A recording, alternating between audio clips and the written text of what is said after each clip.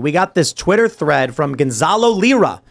Oh, this is the guy who was arrested in Ukraine, who has just recently gotten out and is tweeting that he is seeking to flee the country. He says he was being tortured in jail when he was arrested. So, correct me if I'm wrong. You know a lot about this, Liam. He's an American citizen. Correct. He's an American Coach citizen. Red Pill, right? Coach Red Pill, Coach yeah, Red yeah. Pill. And Serge, if you bring up my pinned tweet, is me asking the State Department about him in, I think it was maybe like a month ago or a couple months ago now.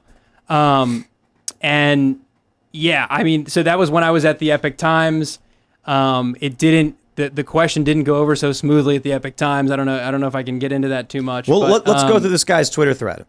He tweets, right now I'm about to try to get out of Ukraine and seek political asylum in Hungary.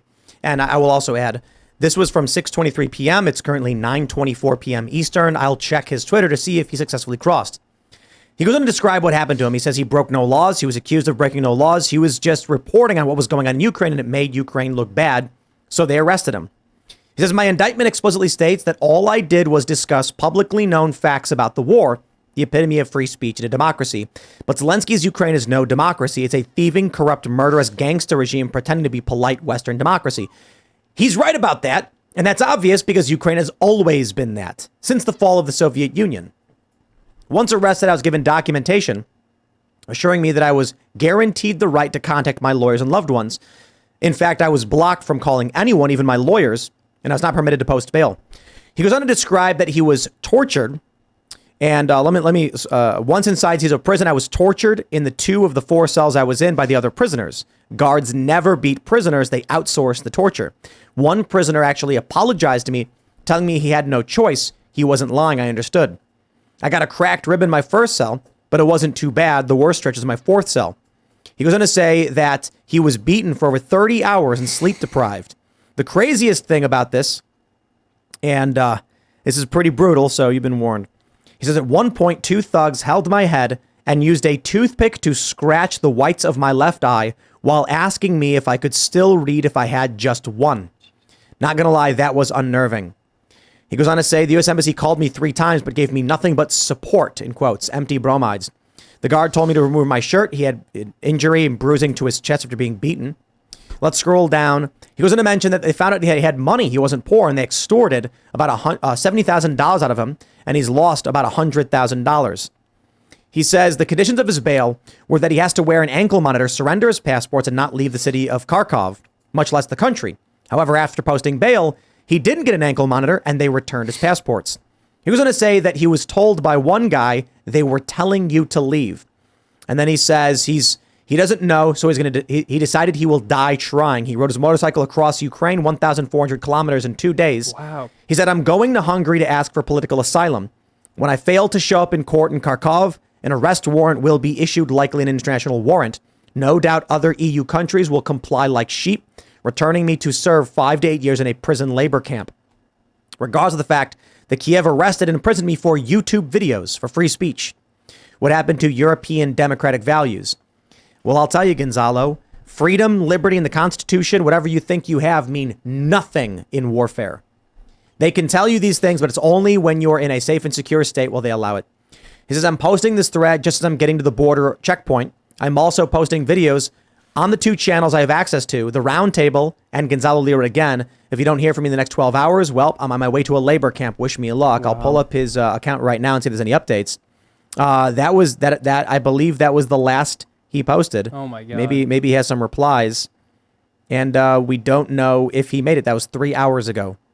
So this is a crazy story. This is insane. And so this guy, a little bit more about him. He was born in California. He's a U.S. citizen. He's like a dual citizenship in Chilean, and a lot of people use that to discredit him. But he was born in the U.S. He is a U.S. citizen. He was in the past like a contributor for Business Insider, Zero Hedge. I've talked to some people like who I trust, and they kind of have like a bad opinion of him. They're like, oh, he's kind of a wacko. But at the end of the day, he is a U.S. citizen, and all he was doing, that is correct when he says that, all he was doing was making YouTube videos, criticizing the U.S. NATO support for the Ukraine war, criticizing Zelensky. So I asked the State Department about this a couple months ago, and Matthew Miller, the spokesman, was just like, yeah, we're aware. This was when he was still in jail. He's like, yeah, we're aware that he's in jail. We support free speech, and I'm just going to leave it at that. And I was like, well, are you working to get him released? And he's like, I'm just going to leave it at that. And so clearly, it sounds like Gonzalo. They probably had him arrested. Well, yeah, they might have given the order to get him arrested, but it sounds like he escaped prison, right? If I'm reading that right. No, he was released, and they gave him back his passport. Oh, really? Yeah. Oh. They released him, gave him his passport, and said, don't leave. However, he was supposed to have an ankle monitor. And no passport. Oh, I see. And no passport. I see. Okay. So what he tweeted, which is what we were just reading, is that someone told him, yo, they're telling you to leave. But it could be a setup. Like he said, he leaves, he takes us and he says, I'm getting out of here before, and that's what they use to get him. Yeah. But what do you do other than that? Well, this is wild, and like I'm excited to kind of ask the government about this now, because like this could change. It's an interesting story. Like, it's going to be interesting to see how like our government reacts to this, because like, are they going to acknowledge? Like, are they going to even acknowledge this story? Because inherent to it is the fact that they've been letting this U.S. citizen rot in prison for a couple months. You know, they're going to ignore it. Yeah. Well, yeah, exactly. But I hope that I can ask them about it, and see what they say. But it's yeah, it's just crazy. I mean, he had the wrong views, and so we allowed, or even maybe directed, our ally to imprison him for speech. I remember when he was It's insane. When he was making those videos, I was like, in my gut, I thought, wow, what is he doing? He's in he's in a country that's at war right now, and he's talking crap about his own like, that doesn't go well for citizens if you're in a war. Like, you gotta, yeah, right. But the U.S. should still stand up for the principle of free speech. I agree with you. I asked Thomas Massey this question. It was not recorded, but he basically said the same thing. He was like, well, what was he doing over there in Ukraine? But it's like, he lived there. He lived there before the war started. He wasn't only reporting, he lived there. So so that was his home. What's like the set, like, if an American goes to another country and becomes a citizen, have they not just forgiven all their American rights? They no longer have American rights. No, they he's now still have a the citizen. New country's rights. He's not a citizen, he's a resident. Yeah, he's a citizen of the U.S., a resident of Ukraine. But so his U.S. citizen rights don't apply to other countries. Like, you can't but when give you you Chinese rights just because you're a Chinese citizen. But go. I mean, listen to the Biden administration. Listen to the State Department. Whenever there's a U.S. citizen Brittany Griner.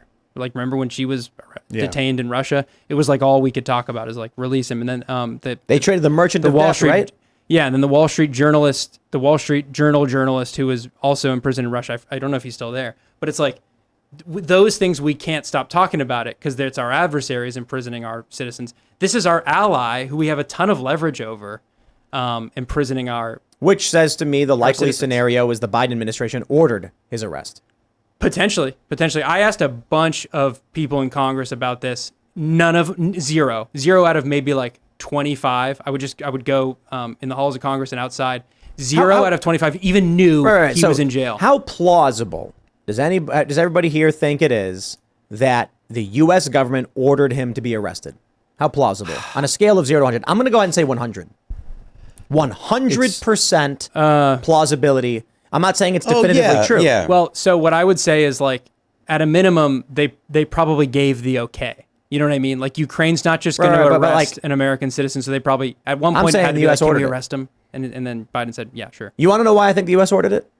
Because Barack Obama killed a 16-year-old American citizen, and that wasn't the only American citizen he killed. So when you can state definitively that Barack Obama murdered a 16-year-old American citizen in a drone strike in Yemen, then I'm like, yeah, arresting a guy is like nowhere near that bad. I would say it is plausible, 100%, that Biden could have ordered that guy's arrest, but I see zero evidence that he did, so I'm not going to assume anything. Yeah, exactly. Likely, I think. No, I am. I'm going to assume the U.S. was involved because they wouldn't get him out. They wouldn't talk about it. They ignored it. Yeah, we're too closely, tightly knit with that country to the U.S. not to be involved. Well, I agree they were involved. Yeah, I'm sure it was discussed. I'm sure they went and they said, hey, Biden administration, we got this guy. He's an American. What should we do? And they're like, lock him up. Yeah. Don't care. Probably because, like, Biden probably doesn't care if people are talking crap about the Ukraine. It's Biden. He's checked out. But Zelensky is, like, obsessively shutting down radio stations and TV stations. I think he shut down 2 of their biggest 3 TV stations. Yeah, he was doing that before the war as well. He was sanctioning political opponents as well as media outlets that would criticize him. This was before the war, so yet another reason. It's like, why are we propping up this regime? Was he doing that censorship with pressure from the West? I don't know, but he was doing it. Yeah, I don't know where the pressure came from, but yeah. So he does have a history of like not being a super democratic pro freedom guy, and yeah, this story in general is insane. I mean, I hope Lira. I wish him luck, and I hope this also injects into like the public conversation of like, wow, the U.S. just like let this guy rot there, and like I hope it opens up a conversation about like, that we're not really on the side of freedom and democracy in this war. Thanks for watching this clip from the Timcast IRL podcast. Hang out with us live Monday through Friday at 8 p.m. and become a member over at timcast.com for uncensored, members-only shows exclusive. Thanks for hanging out, and we'll see you all next time.